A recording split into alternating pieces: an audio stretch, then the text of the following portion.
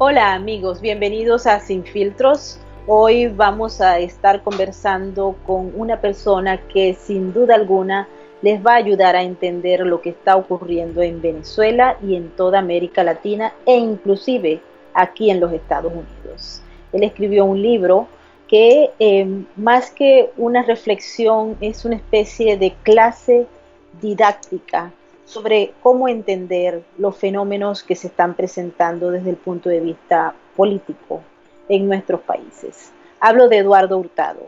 Él estuvo en la guerra de Irak, participó en una serie de combates, aprendió en el terreno cómo entender la situación que vivía la gente y los daños que le había causado a esa sociedad, nada menos y nada más que las estrategias que han sido utilizadas por la ingeniería social para transformar y de alguna manera manipular a las sociedades. El señor Hurtado va a estar con nosotros en varias sesiones de Sin Filtros. Lo hemos prácticamente raptado, lo hemos secuestrado para que explique con detalle todos los elementos que son importantísimos en su libro La franquicia cubana, una dictadura científica. Antes de irnos a nuestra conversación con Eduardo Hurtado, quiero invitarlos a participar en el super chat. Para nosotros es muy importante todos sus comentarios, todos sus consejos. A veces hay personas que quieren preguntar, no nos da tiempo responderles a todo, pero vamos a hacer un esfuerzo extraordinario de nuestra parte para darle alguna respuesta a tantas preguntas que nos hacen. Así es que muchísimas gracias por participar en nuestro super chat y les recordamos que la misión de Sin Filtros es una búsqueda de la justicia, es unir esfuerzos para acabar con el reino de la impunidad donde quiera que estemos. Los ciudadanos somos los que tenemos el poder y hay que activarse, ¿ok? Bueno, bienvenido, señor Hurtado. Muchísimas gracias por estar con nosotros. Primeramente, quiero que enfoquemos la conversación sobre esa historia que usted vivió como veterano en la guerra de Irak. Para mí fueron muy reveladoras todas esas anécdotas que pudo colocar en su libro y que nos dan una visión bastante amplia del daño que ha ocasionado estas estrategias utilizadas por muchos gobiernos para manipular a la sociedad. Hola, Mabel, ¿cómo estás? Bueno, muchísimas gracias por traerme aquí a Sin Filtro. Aquí vamos a hablar sin filtros, ¿no? Sin Para eso filtros. estamos, para decir las cosas como son y para que la gente agarre un poquito más de entendimiento de lo que está pasando detrás de la cortina política. Y sí, bueno, el libro de la franquicia cubana, una dictadura científica, básicamente quise palpar cómo se planifica una dictadura científica a través de la ingeniería social. Es un libro que todo latinoamericano debería tener en sus manos porque las personas, a mí me gusta medir mucho las cosas y todas las personas que han comprado el libro me han dicho que cuando empezaron a leer el libro eran una persona y cuando terminaron de leer el libro eran otras personas. Entonces piensan diferente, ven las cosas diferentes y no son víctimas fáciles o presas fáciles de la manipulación política o de la manipulación de los medios de comunicación social que están asociados a esos regímenes dictatoriales. Eh, Poner al descubierto estrategias, como yo siempre digo, no puedes enfrentar a tu enemigo en la guerra sin conocer su capacidad logística ni estrategias de lucha. Algo así como el estilo del arte de la guerra, ¿no? Aquí, como te dije, relato cómo la ingeniería social se usa como base científica en una dictadura moderna. La guerra psicológica, cómo se adoctrinan las masas, cómo infiltrar, cómo espiar, cómo ellos hacen sus labores de contrainteligencia para no dejarse infiltrar también, porque son muy organizados y son muy sistemáticos. Entonces, una de las cosas que hemos fallado, pues los que hemos estado del otro lado del régimen.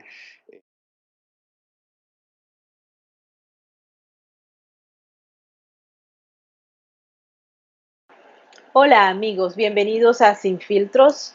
Acostumbrados a comer gratis y los encierran y los matan a todos. Eso es lo que ha pasado en Irak, que fue la que me tocó vivir. Eh, Cosas que me impactaron fue cómo el individuo pensaba culturalmente Hola amigos, bienvenidos a Sin Filtros. contigo y los vas a financiar y por se prepararon para la guerra, la insurgencia o la guerra de... La historia y otros tratan de evitar que se conozca. En todo caso, vamos a enfocarnos primero en su aprendizaje durante el combate en Irak. Primero, ¿cómo llegó allá? ¿Cómo fueron esas relaciones, tanto con los grupos que le acompañaban en militares en las brigadas, pero también con la sociedad? Bueno, la historia de una guerra en general, llámese Irak, Afganistán o en cualquier otra parte del mundo, en el caso de Irak, que fue la que me tocó vivir, eh, cosas que me impactaron fue cómo el individuo pensaba culturalmente, cómo estaba adoctrinado, cómo las personas temían, era un terror hacia una persona, hacia un régimen. Y a mí me gusta contar muchas anécdotas porque la gente se identifica con esas anécdotas. Y cuento que en una oportunidad yo le tomé una foto a una mujer que tenía una burka y ella empezó a llorar. Y en ese entonces ya Saddam Hussein ya era historia, pues estaba apresado y todo eso. Y cuando el traductor le preguntó a esa señora pues, por qué pues, estaba en crisis y todo eso, ella le decía que yo le había tomado una foto. Y me dijo pues que por favor la borrara. Cuando yo le pregunto por qué, ella me dice, el traductor me dice que lo que pasa es que ella creía que yo le iba a dar esa foto a Saddam Hussein y la iban a venir a matar a ella y a toda su familia. Entonces, eso te da un nivel a ti de entendimiento de qué tan programado y qué tan duro el régimen de Saddam Hussein para con su pueblo. Aprender de sus estrategias de lucha. Ellos, por supuesto, no tenían una supremacía militar en contra de los Estados Unidos. Se prepararon para la guerra, la insurgencia o la guerra de cuarta generación o lo que llamamos a guerra asimétrica. Y esto es muy parecido a lo que ha pasado en Venezuela sobre la guerra asimétrica, cómo Chávez preparó a sus Fuerzas Armadas para eso. ¿Cómo podríamos explicarle a la gente que carece de formación en esta área lo que significa una dictadura en los términos científicos que se emplean en el libro? Sí, bueno, la ingeniería social es una ciencia. Eh, la dictadura científica es un proyecto que se modifica según la geopolítica, ¿ok? El que planifica en un centro de operaciones, en una sala situacional, empieza por entender la cultura del país, cómo piensas, cómo actúas, y empiezas a sacar datos estadísticos, porque todo es basado en estadísticas, sobre el perfil psicológico de las masas, del individuo, y entonces entender cómo conectar emocionalmente con esas masas, utilizar la programación neurolingüística para llegarle con un mensaje adecuado, un mensaje que conecte, y el lenguaje corporal. Por consiguiente, ellos estadísticamente, bueno, ellos sacan la cuenta, bueno, cuántos pobres hay, cuántos clases medias hay, cuántos ricos hay, o habían, ¿no? Porque ya eso está todo ahorita todo revuelto. Y por consiguiente dicen, bueno, masas pobres hay muchísimos más, estos son los votos que me convienen. Y entonces ahí se convierte entonces la PNL en el populismo, en darle lo gratis, que es lo que le gusta al latinoamericano, porque son culturas, la árabe y la latinoamericana es diferente. A nosotros nos gusta lo gratis, que nos den todo regalado, y no trabajar y echarnos a dormir. Por consiguiente, ese populismo es lo que conecta con las masas y bueno, y los van manipulando y los van trayendo, así como el cuento de los cerditos que son salvajes, que los van acorralando con maíz gratis hasta que llega el momento que están acostumbrados a comer gratis y los encierran y los matan a todos. Eso es lo que ha pasado a líneas generales. Pero esas tres estrategias, PNL, inteligencia emocional, lo hacen a cada rato, y manipulación a través del lenguaje corporal. Estaríamos hablando solamente de sociedades latinoamericanas en su conjunto, porque hemos observado acá en los Estados Unidos un cambio justamente en varios grupos y estratos sociales. ¿Podría advertirse que está siendo utilizada la misma técnica acá en Norteamérica? Totalmente, totalmente. Bueno, la ingeniería social se ha utilizado, como dije, dependiendo de la geopolítica y del país. En el caso mío, yo empecé por analizar Venezuela, pero después me di cuenta que era en gran parte de Latinoamérica. Pero de hace un tiempo para acá hemos visto cómo se ha infiltrado esa ingeniería social o ese sistema socialista en los Estados Unidos. Cuando hablamos del tema, y me voy a salir un poquito de lo que estamos hablando porque quiero venir ahorita de dónde sale todo ese dinero y viene del narcotráfico. Cuando tú entiendes lo que produce el narcotráfico, que estamos hablando de cuatrillones, trillones de dólares, eso te da un presupuesto para comprar y generar caos en cualquier parte del mundo. Por consiguiente, hemos visto que en los Estados Unidos hay aproximadamente 940 grupos de odio. Por consiguiente, tú vas a identificar cuáles se asocian contigo y los vas a financiar y por consiguiente, bueno, lo vas a utilizar para insurgencia, para terrorismo doméstico, para crear caos, para crear una crisis inducida y todo esto que hemos visto últimamente y que la gente malinterpreta con que son protestas pacíficas, cuando tú ves un poco de ciudadanos marchando como militares con rifles de asalto, eso no, obviamente que eso no son grupos de paz para ningún lado, son prácticamente el paralelo, lo que llamamos nosotros en Venezuela los colectivos o las fuerzas paralelas de oposición. Hay gente que se niega a aceptar esta realidad, así como los venezolanos se negaron a aceptar la realidad en aquella época de 1999, los años 2000, los cubanos advertían, están yendo directamente al matadero y la gente decía, no, hoy vemos ese fenómeno en México, por ejemplo. Hemos tenido oportunidad de conversar con muchísimos mexicanos y ellos se niegan a verse como Venezuela a pesar de que se está aplicando la misma estrategia. ¿Hay de alguna manera una forma de hacer conciencia ciudadana para que las sociedades se enteren o traten de comprender el fenómeno y no llegar a los estados realmente deprimentes como el caso venezolano? Sí, eso es muy lamentable. Mira, yo siempre digo que para resolver un problema primero necesitamos entenderlo. Y fue lo que originó el libro, ¿no? Yo quería compartir ese conocimiento que yo tenía y decir, bueno, yo necesito que la gente primero entienda lo que está pasando, porque si no, no vas a llegar a la resolución del problema. Y otra cosa es que desconocer la verdad te hace esclavo de la mentira. Y el socialismo o esta ingeniería social, su programación neurolingüística es muy inteligente y planifica su mensaje de una manera adecuada para convencer a las masas. Utiliza los medios de comunicación asociados estratégicamente con ellos y programa a las personas. Entonces, hay un factor psicológico que se llama estado de negación. Cuando una persona simpatiza con una idea, con una persona, con un mensaje, es fácil de programar. Por otro lado, la misma ingeniería social te dice, bueno, vamos a adoctrinar a las masas a través del hambre, a través de la crisis, a través del caos. Nos conviene que sean pobres porque son más manipulables, por consiguiente son más fáciles de programar. Cuando tú programas a una persona y viene otra persona a educarla y le dice, mira, esto es malo, se produce un bloqueo mental, un bloqueo psicológico y esa persona simplemente repite el software que tiene ya programado en su subconsciente y dice, no, eso no me gusta, se bloquea y entra en estado de negación. Eh, Eso lo hemos visto en Venezuela también, cuando tú le dices a una persona, pero mira, estás pasando hambre, el gobierno es malo. No, pero es que hay que sacrificarse por la patria. Está bien, con hambre, pero con patria. Entonces te dicen una cuerda de cosas ilógicas que no tienen sentido y tú te das cuenta que esa persona realmente no está en sus cabales. ¿Qué pasaría, por ejemplo, en Venezuela? Vamos a trabajarlo de manera cronológica para que la gente que nos está viendo entienda cómo se insertó la ingeniería social en la mente del colectivo. Cuando llega Hugo Chávez al poder, ya tenía su proyecto listo y empezaron entonces a aplicarlo. Uh -huh. Eh, ¿De qué manera le podemos hacer entender a la gente en una explicación sencilla cómo fue que se produjo ese fenómeno?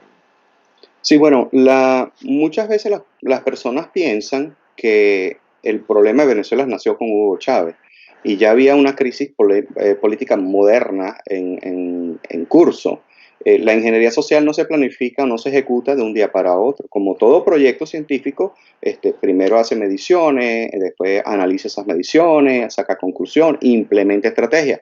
Por consiguiente, al igual que el espionaje, vas a sembrar un individuo y ese individuo se va a infiltrar y va a hacerse pasar como O sea, el trabajo del espía es construir esa credibilidad en el entorno. Por consiguiente, en esas crisis inducidas que vivió Carlos Andrés Pérez, infiltrar o coquetear con otros presidentes para tratar de vender esa franquicia cubana, dio su resultado, infiltraron a Hugo Chávez y bueno, y se dio lo que se dio. Hugo Chávez simplemente lo que hizo fue ejecutar ese programa o esa dictadura científica paso a paso. Por supuesto, eso no se hace de un día para otro. Primero tuvimos un proceso de luna de miel donde el populismo reina, todo se va llevando de manera adecuada, la gente conecta emocionalmente con eso porque ese es el caramelo que le va dando. ¿Qué es lo que está pasando en México? La gente en México te está diciendo que López Obrador es un buen presidente, que todos nos equivocamos, los venezolanos, los cubanos, todo el mundo se equivocó, los mexicanos estamos bien, el presidente es bueno, y no se están dando cuenta que ese es el primer proceso de luna de miel. Necesito a la gente contenta para que me apruebe lo primero que se hace, que es el cambio de la ley, porque yo necesito legitimizar todo lo que voy a hacer más adelante, que es lo que está pasando en Venezuela con todas las leyes que hicieron. Entonces se crean los referendos, se crean todas esas manipulaciones psicológicas, perdón, para entonces legitimar todo lo ilegal que vamos a hacer. ¿Cuáles son los primeros pasos que se dan? Por ejemplo, cuando Chávez fue preparado en todo este proceso por Cuba, por ejemplo, el caso de Nicolás Maduro, sabemos que estuvo en Cuba, estaba formándose también en estas líderes. Mira, sí, Cuba se ha convertido en la escuela del espionaje. Si algo puedo decir de Cuba, es que tienen una de las mejores escuelas de espionaje, han sido entrenados por la KGB, han compartido alianzas con los chinos, inclusive con los mismos norteamericanos en su época. Eh, Hemos visto cómo grupos de jóvenes de Argentina, de Bolivia, de México, de Chile, de Colombia, han ido a Cuba. ¿Y a qué han ido? No han ido de vacaciones, han ido a esas escuelas de contrainsurgencia, de insurgencia, de inteligencia, de espionaje, para aprender a hacer lo que están haciendo hoy día en sus países, crear caos, inducir las crisis y, bueno, sabotear pues el sistema político. En el caso de Chávez y Maduro, sí, tenemos datos históricos que indican que fueron a Cuba a aprender de cuál es el paso a paso de ese proyecto dictatorial. Es vital para ellos ir a Cuba porque en Cuba no los van a grabar, bueno, no los van a grabar los demás porque los cubanos todo lo graban y todo lo documentan. Pero sí, no es secreto tampoco que en Cuba se han dado las reuniones con la FARC, con el ELN, con otros grupos guerrilleros.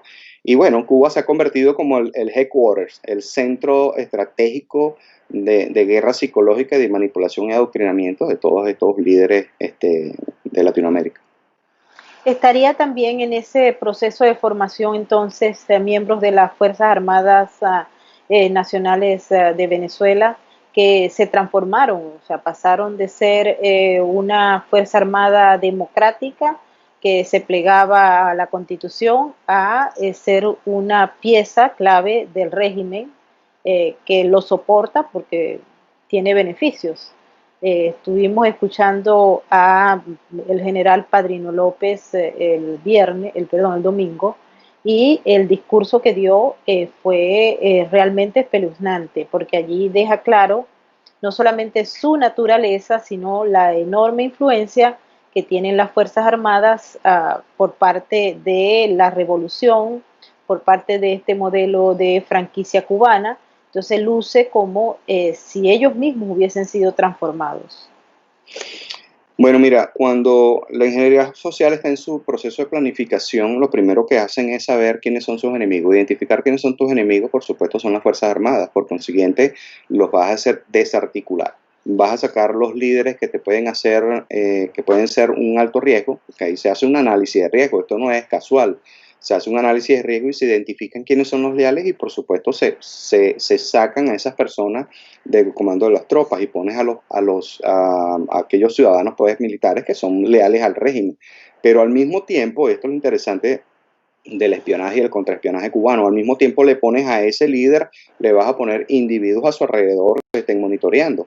Entonces cualquier general en Venezuela que esté en un puesto clave no crea que está solo. así él esté diciendo patria socialismo muerto, tiene agentes alrededor de él que lo están monitoreando para ver si no se va a voltear y no se va a encontrar el régimen. Entonces, desarticular las Fuerzas Armadas, no quitarles el armamento a las fuerzas policiales, crear ejércitos paralelos, al mismo tiempo esos bloques de contención que los dividen en diferentes grupos verticales, de manera que ninguno dependa de otro, y en el momento que una Fuerza Armada que está desarmada trate pues de recuperar lo que la ley dice, la democracia, o se impone ante el régimen, esos mismos grupos de choque van en contra de la Fuerza Armada. Entonces, debilitar las Fuerzas Armadas, corromper a las Fuerzas Armadas, la misma economía también es sufrida por los militares. No creas que los militares tienen beneficios extraordinarios de que digan, bueno, es que nosotros estamos bien, y no, bueno, uno que otro beneficio para mantenerlos ahí de a goticas un poquito contentos. No les queda otra que quedarse ahí. Y cuando tú ves que un general está ganando $30,000 al mes en bonificaciones, en actos ilícitos, y viene una oposición como la que tenemos en Venezuela y le dice, mira, retírate y ponte del lado de la historia correcta, obviamente que esa persona va a decir, no, pero pues, si yo aquí estoy bien, o sea, ¿qué voy a estar yo inventando? O sea, yo me calo este régimen unos 3 4 años más, resuelvo mi vida y la de mis generaciones y después me voy y no ha pasado nada. Pero hay gente que señala la dificultad que existe para irse. Es decir, es como una especie de cartel, o es un cartel, en el cual se entra, pero es difícilmente posible salir sin, o sea, porque se calificaría como traidor, o que se utilicen estrategias de esa misma ingeniería social para enviarlos a otros países y que sigan trabajando para el régimen, para el modelo, para el sistema, para la revolución, desde otros puntos de vista, pero haciéndose, por ejemplo, los opositores, un militar que dice yo me voy de las Fuerzas Armadas, ya no reconozco a Nicolás Maduro, reconozco a Juan Guaidó, lo adoptan en los Estados Unidos y el tipo sigue trabajando porque forma parte todo de un plan de espionaje y Ujú. de influir en otros países para que ese proyecto vaya creciendo. Mira, lo acabas de decir, es muy difícil cuando tú estás en esa logia, en ese cartel, ¿ok? El que entra no sale. Y si sale de una manera o con un objetivo claro, que es como dices tú, espionaje, cuando vemos personas que los detienen, los meten presos y de repente se escapan, ¿no? Se le escapan al régimen, al SEBIN y al G2 cubano y aparecen en los Estados Unidos pidiendo asilo político y haciéndole creer a todos los ciudadanos venezolanos de bien de que ellos realmente cambiaron después que se robaron 20, 30 millones, ellos se arrepintieron, pero lo siguen disfrutando aquí en los Estados Unidos y nos hacen creer que ahora ellos son opositores. En el caso de Luisa Ortega, por ejemplo, eso de que se escapó y todas esas cosas, cuando sabemos que también esa ciudadana tiene rabo de paja, tiene muchas cosas que enfrentar con los venezolanos. Si algo han aprendido los militares venezolanos también es la parte de inteligencia a nivel de espionaje. No es secreto para nosotros en la comunidad de la industria de la seguridad saber que en los Estados Unidos hay muchos agentes de inteligencia infiltrados, tanto cubanos como venezolanos. Y recordemos que Cuba nos lleva 60 años de dictadura y tiene muchísimos agentes infiltrados en los Estados Unidos, incluyendo en la política, y los venezolanos básicamente vienen a formar filas en esas células pasivas de la inteligencia cubana. Entonces, eh, no se pueden salir también porque saben mucho, conocen muchas cosas y, es peligroso para el régimen pues que se sigan revelando ese tipo de secretos de operaciones, de operativos, de cómo hacen, cómo trafican, cuáles son sus contactos internacionales y todas esas cosas, como el caso de ahorita del señor Saab que está en 3 y 2. Sí, hay un caso particular que estamos tocando acá en los Estados Unidos con frecuencia y es el del general Cliver Alcalá Cordones, Ujú, chavista, miembro del proceso, formado con un gran aprendizaje en esta materia y a raíz de la muerte de Hugo Chávez, él empezó a hacer gestiones con unos abogados norteamericanos para conversar con los fiscales, puesto que él formaba parte de la lista OFAC desde el 2011 a raíz de varios eventos que ocurrieron en los primeros años cuando Hugo Chávez se vinculó a el narcotráfico producto de sus relaciones con las Fuerzas Armadas Revolucionarias Colombianas. Él estuvo conversando con fiscales, tratando de negociar, suministrando alguna información que no toda era cierta, y hasta el 2015 se mantuvieron esos contactos.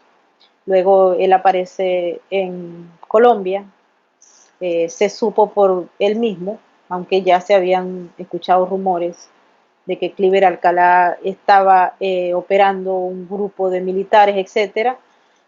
Aún tenemos frescas esas imágenes cuando salió la acusación federal en contra de más de 15 personas que están vinculadas a el régimen de Nicolás Maduro, entre los cuales estaba Cliver Alcalá, a quien se le menciona de ser parte del famoso cartel de los soles desde hace mucho tiempo.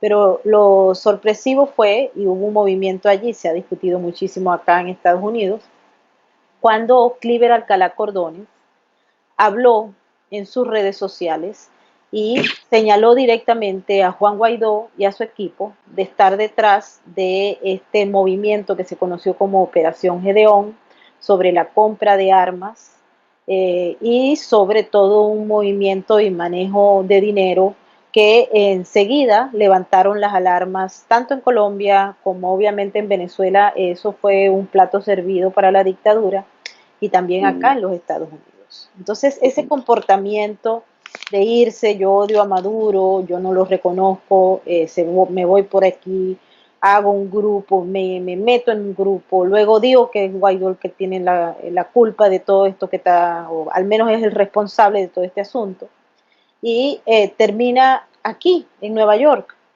Se entrega a la DEA en unas condiciones bastante suaves, y luego llega acá. Él está en una cárcel cercana a la ciudad de Nueva York, y ahora dentro de todo el proceso es el mismo abogado el que revela una serie de datos que hacen oficial todo lo que se había conseguido como información prácticamente clasificada.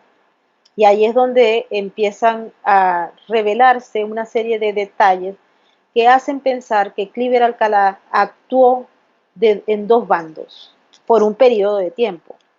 Estaríamos hablando que hay muchos Cliver Alcalá, o si esto se logra probar algún día, que es muy difícil a veces probarlo, este personaje se puede comparar con otros personajes que están instalados en Washington, D.C., y que establecen relaciones directas con el gobierno de los Estados Unidos, con las asociaciones, con el Congreso, con gente de poder, y que a la final estarían actuando en favor o con una misión justamente para este sistema tan perverso que hoy en día llamamos socialismo del siglo XXI.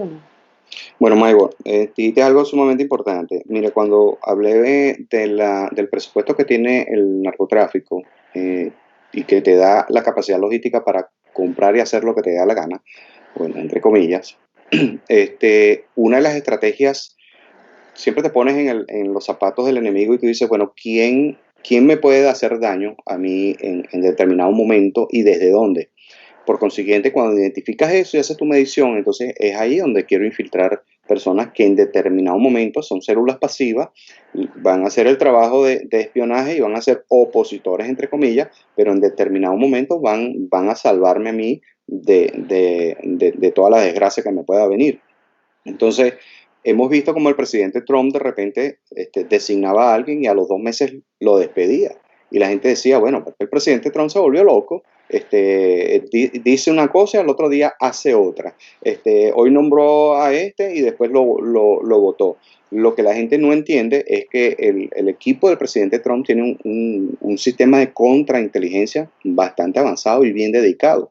Y cualquier persona que ha sido identificada que puede ser un espía, un doble agente, simplemente esas son posiciones de alta seguridad y por consiguiente pues los sacan del equipo porque no necesitan a nadie infiltrado. En un principio Lean Six Sigma te dice que todos debemos trabajar en la misma dirección para que el plan sea ejecutado de manera eficiente. En el caso de Cliver Alcalá, yo creo que fue víctima de su propio invento y le cambió la vida en el momento que lo tacharon pues en la DEA como que bueno, está solicitado y hay un rescate por él. Desde ese momento el tipo salió y dijo, bueno, ahora sí me fregué, estoy en otro país, no estoy en Venezuela, estaba conspirando en contra del régimen, ahora no puedo ir a Venezuela porque me van a detener y ya él conoce cómo funciona el régimen dictatorial en Venezuela, por consiguiente no iba a ir a Venezuela. Por otro lado, estaban totalmente infiltrados en esa operación, es una operación totalmente absurda, desde cualquier punto de vista estratégico, logístico, táctico, eso no se hace, o sea, eso es un error garrafal lo que hicieron.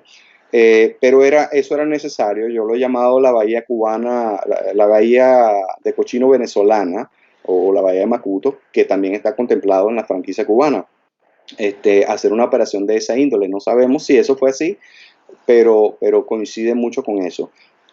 No me cabe duda de que hay muchas personas infiltradas. Hemos visto en los Estados Unidos cómo republicanos han empezado a justificar, perdón, acciones de los países socialistas o se han puesto pues de parte del Partido Demócrata, que ya sabemos que está coqueteando con el socialismo desde hace mucho tiempo, y lo cual es peligroso para los norteamericanos o los Estados Unidos.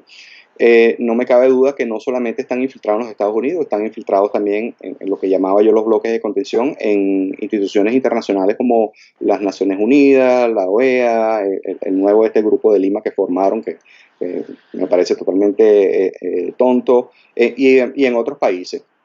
Es importante también que todos estos países pequeños, estas islitas que sobreviven del turismo, son fáciles de comprar y esas islitas son un voto en las Naciones Unidas. Cuando la dictadura va a un consenso internacional donde tienen que haber votaciones, bueno, por supuesto que todas estas islitas están compradas. Entonces hay una red internacional socialista y estamos viendo cómo la crisis inducida y el caos inducido que están generando en los Estados Unidos viene de ahí. No conviene que el presidente Trump repita su mandato en los Estados Unidos porque les está haciendo daño, está desarticulando esa logia, esa mafia internacional. Podríamos decir, por ejemplo, que en el caso de Estados Unidos, donde hay diversidad de áreas geográficas, donde el poder estatal a veces es mucho más fuerte que el poder federal. Pero vamos a ubicarnos en el caso de Nueva York, de la ciudad de Nueva York, que tiene un alcalde que tiene una pasión por el castrismo, lo conoce, ha ido, conoce también el sistema sandinista, tiene una debilidad por el modelo nicaragüense, ha sentido un tipo de seducción por el tema venezolano, por ese modelo del socialismo del siglo XXI. Él llega al poder, está apoyado por las minorías, en su mayoría étnicas, con muy pocos votos, porque en este fenómeno no requieren tampoco de muchos votos, pero él llegó por una cantidad de votos bastante baja y ha empezado de alguna manera que se puede calificar como diferente a otros países por las características de la ciudad de Nueva York, pero se empezó a ejecutar una agenda que ha venido dándose con algunos tropiezos, pero ahí anda, ¿no? Hay células en Nueva York que funcionan, son células pasivas, que funcionan en muchos lugares, que tocan los temas que son la agenda global, que tienen lo que es la preponderancia de los grupos de LGTB o de los problemas de inmigrantes ilegales, y que a la larga ha rendido frutos. Ya estamos en un periodo de esa agenda en la cual los llamados grupos hoy en día Black Lives Matter, pero en otro tiempo eran otros grupos que no se habían hecho presencia o que tenían o se difundían para evitar ser reconocidos. Pero tenemos la solicitud de desarme de la policía, la eliminación de más de $1.000 millones del presupuesto de la policía, vinculado exclusivamente a la unidad de crimen civil. Tenemos movimientos sociales que se arropan con una causa justa para proceder con el deterioro y la destrucción de la ciudad y el manejo de la educación. Esa en las universidades, en los colegios universitarios, tecnológicos, en las escuelas, en los liceos. Observamos cómo ese proceso ha venido avanzando. Pongo Nueva York porque lo conozco bien, pero sé que en California también ocurre exactamente lo mismo y en otras ciudades del país. Cuando uno observa todo el proceso, Eduardo, estamos hablando de que ellos están ganando la batalla, o sea, han acaparado el terreno en la misma ciudad que por años se ha conocido como el símbolo del capitalismo financiero mundial. Es simbólico que este tipo de grupos agarren el símbolo del capitalismo mundial. Y el gobierno federal no tiene ningún tipo de posibilidades de acceder o de ejecutar nada acá en la ciudad de Nueva York. Bueno, muy importante eso que dijiste y es preocupante, pero te estoy escuchando y eso me hace acordar de una estrategia que se usa también en la ingeniería social, que es la ventana de Overton, ¿no? Está muy de moda ese término. ¿Cómo legalizo lo peor? Una idea que va de lo impensable a lo políticamente correcto. Como una idea muy grande no entra sino por segmentos en la sociedad, cómo cambias la percepción de las ideas para pasar de lo radical a lo aceptable. Eso es lo que está sucediendo. Conectar con las masas, la gran mayoría de las masas, que son masas en necesidad, infiltrar un alcalde. Este tipo de socialismo o este tipo de estrategia es como a veces como el cáncer. Cuando nos damos cuenta de que una persona tiene cáncer, cuando una persona que tiene cáncer se da cuenta de que está en un avanzado estado de su enfermedad, a lo mejor es tarde o está muy avanzado. Esto es como la guerra, el arte de la guerra, ¿no? No dejes ver tu debilidad cuando eres débil, pero cuando sacas ya la estrategia, tu arma, es porque ya has avanzado un terreno y tienes la posibilidad de ganar, porque no quieres ir en una guerra de David contra Goliat. Entonces, cuando tú empiezas a ver estos grupos radicales, esto no nació de ahorita, esto tiene ya años.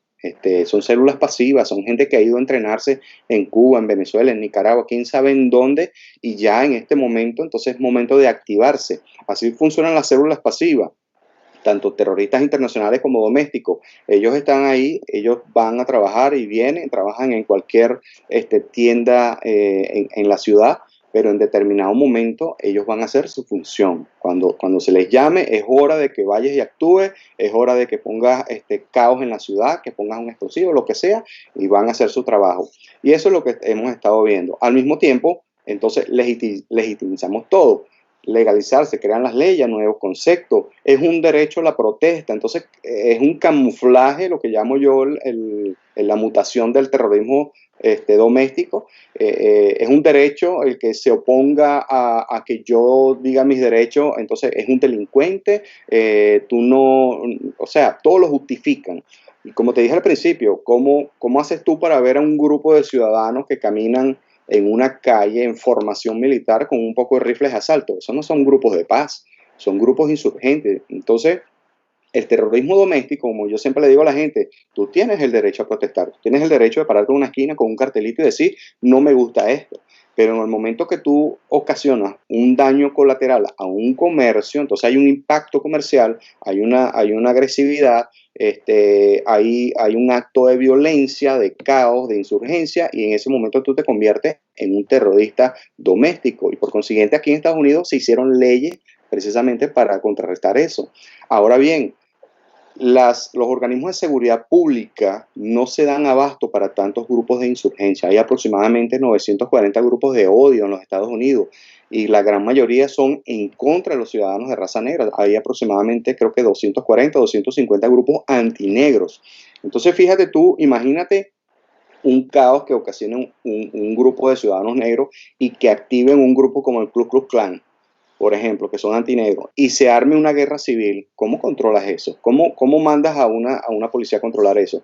Por otro lado, se pide que le quiten a la policía las armas y todo eso. O sea, lo que estás diciendo es que quiero que el que me va a apresar no lo haga. O sea, quiero que la gente vea que lo que yo estoy haciendo es normal y es aceptable. Eso es la ventana de Overton, que yo haga un saqueo, robe a toda esta tienda, que me llevo los zapatos y la ropa. Eso es normal porque mataron a un ciudadano de raza negra. Entonces, cometer un delito, alguien cometió un delito y yo voy a cometer otro para justificarlo. Eso no tiene sentido. Pero así funciona el socialismo, así funcionan los medios de comunicación socialistas, que son dueños, sus dueños son socialistas, hacen juego a este tipo de estrategias y bueno, y justifican todo. Pobrecito, el señor, la policía le dio un golpe, pobrecito. Entonces, eso justifica que otros 100 individuos vayan y saqueen y generen un impacto comercial. Entonces, bueno, yo supongo pues que el presidente Trump estará tomando medidas en eso. Han agarrado también a muchos líderes de las células estas domésticas, del terrorismo doméstico, y lo que les salen son de 10 años para arriba. Esto no creemos o no creamos que no se está haciendo nada. Lo que pasa es que el impacto o la magnitud de lo que ha avanzado el socialismo en los últimos 10 años del presidente Obama, oye, eso fue luz verde para crear todos estos grupos. Entonces, la dictadura científica no se planifica de un día para otro, pero tampoco se destruye de un día para otro también. Importante destacar esto. Eduardo, vamos a llegar a esta última parte de la primera conversación. Claro. Quiero pedirles a todos los que nos están viendo en estos momentos que participen en el super chat, que nos dejen sus preguntas para hacerla en la próxima conversación con Eduardo Hurtado. Ya ustedes han visto la información que maneja, todas esas anécdotas y todo el conocimiento que ha acumulado a lo largo de su carrera y que tiene que ver justamente con la columna vertebral de lo que está observándose en estos momentos en muchos países. Ya pusimos el ejemplo de Nueva York, pareciera que todo está arrasado. Eduardo, tienes una opinión optimista en relación a la reacción por parte de las instituciones que están en estos momentos activadas para aplicar la justicia, para evitar que el caos se generalice y que los objetivos de estas dictaduras científicas, de esta franquicia cubana que Eduardo nos ha estado explicando, logren su objetivo final, que es justamente instalar el socialismo del siglo XXI o como quieran llamarlo, en un país de esencia capitalista. Te pregunto, si se le quitan esos dineros a la policía, si se conquista a los gobernantes o se les infiltra, si el grueso de los jóvenes tienen el cerebro lavado, porque han estado siendo educados por piezas claves en las universidades, en las escuelas, etcétera, para empujar esa agenda de temas que son muy claramente identificados por los que poseen el conocimiento para ello, pero los que no, pues tienen negación a que existe, y cuando se le menciona te miran con odio y creen que estás enloquecido. Entonces, ¿cómo hacer? ¿Tú crees realmente que las instituciones de este país se mantienen fuertes, tan fuertes, como para poder rechazar y evitar que ese logro de conquista de terreno siga avanzando?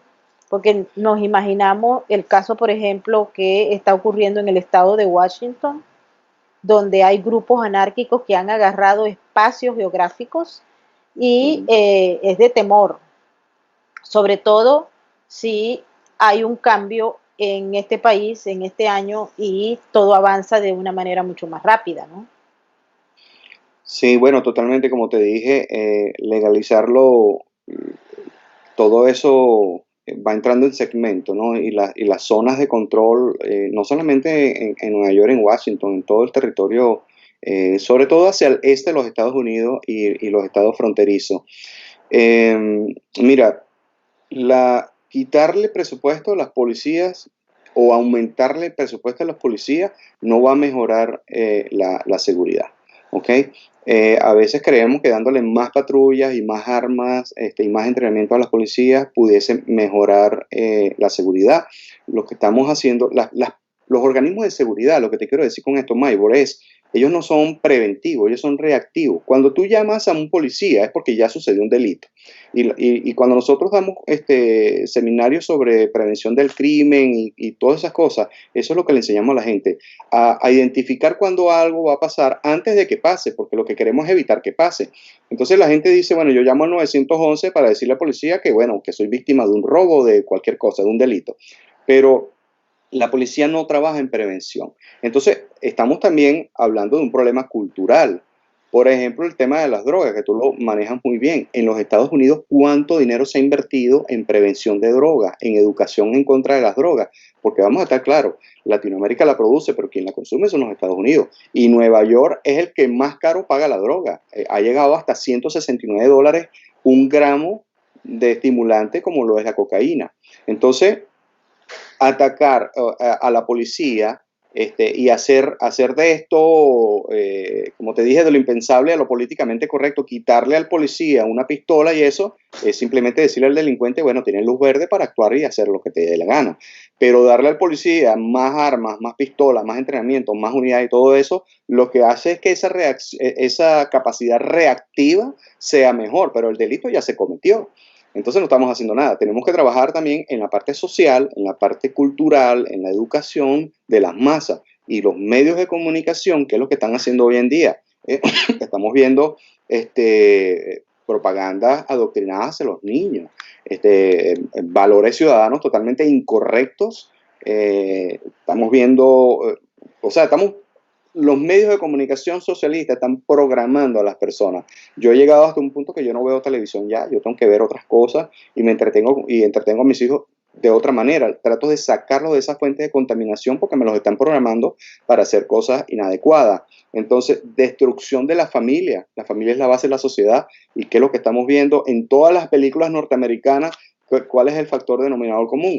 Niños traumados porque son de padres divorciados. ¿Qué es el mensaje que te están dando? Niños que le faltan el respeto a sus padres, niños que hacen bullying y un montón de cosas, Maybor. Entonces, mejorar o desmejorar las policías, bueno, desmejorarla obviamente que va en decadencia de la seguridad pública, pero mejorarlas tampoco garantiza de que la seguridad va a estar controlada. Entonces es una acción en común. Mejorar las policías, por supuesto, pero también atacar la parte cultural, la parte de educación de las masas. Por supuesto, el alcalde de Nueva York no va a hacer eso. Estamos claros en esa última apreciación. Bueno, amigos, hemos llegado a la primera parte de nuestra conversación con Eduardo Hurtado. Espero que les haya gustado, que hayan disfrutado tanto como yo y como el equipo que me acompaña del conocimiento que está expresado, y les recomiendo el libro Franquicia Cubana, una dictadura científica. Lo pueden conseguir, creo que por Amazon y por otros mecanismos de compra de libros. En la Aquí segunda tengo el parte tuyo también. y por favor, los que vayan a comprar Franquicia Cubana, ya no se olviden de Cocaína y Miraflores, que ese es como el complemento. Ahí están estos son 2 libros que todos tienen que tener. Ciertamente, para entender la realidad de lo que está ocurriendo en nuestras sociedades. Nos despedimos, no sin antes agradecerle por su participación y por su apoyo en nuestro super chat. Y también, si ustedes no se han suscrito a nuestro canal, por favor háganlo, activen la campanita de las notificaciones y recuerden dejarnos un like si les gustó. Esa manito para nosotros es muy importante para seguir produciendo contenidos sin filtros para ustedes. Muchísimas gracias.